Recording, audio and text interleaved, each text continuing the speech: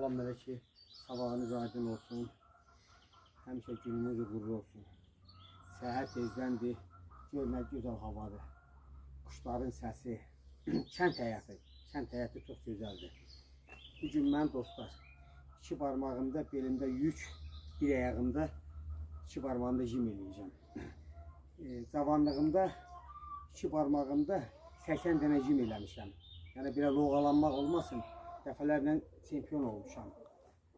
Bunun yarışı ən çox Ukraynadadır. Mən çempion olmuşam dəfələrlə. Yəni ən çox eləyən 40 dənə olur, mən 80 dənə eləmişəm. İndi hal-hazırda 50-55 dəfə eləyə bilirəm, amma indi 100 dənə eləyəcəm. 100 dənə ağırdır. Bunu yoxlayaq və neçə dənə eləyə bilirəm. Kubikdir. Kubiki qoyacağım sumkaya. Oba! Belimdə. Jimlik. Parmağımda.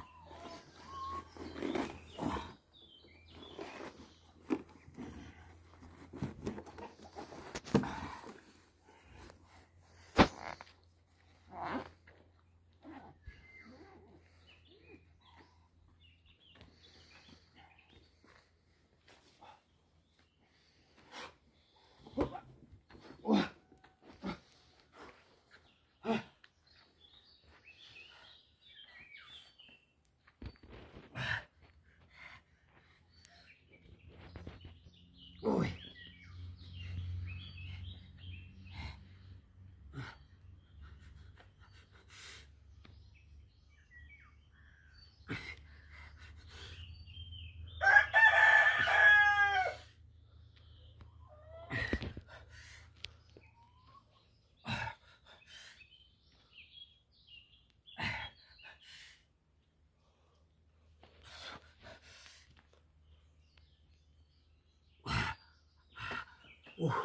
Bir ayaqda çox çətindir.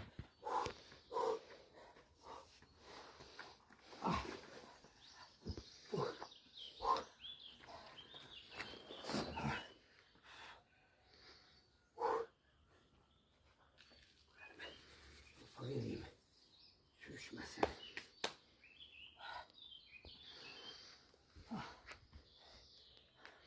Az kopsun.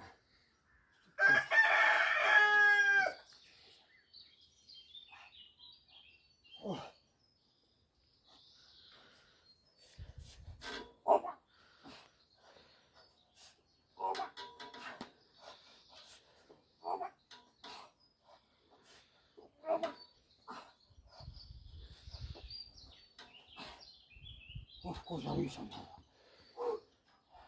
İndi yazacaqlar ki, pensiyalar qalxdı. Elə bil, mən idman eləyəndə pensiyalar qalxır, qal elə. Qalırıq da, idman eləməyək. Mən bilsəm ki, pensiyalar qalxmayacaq, idman eləməzdi. Mənim dediyimlə durub otururlar, pensiyalar qalxar.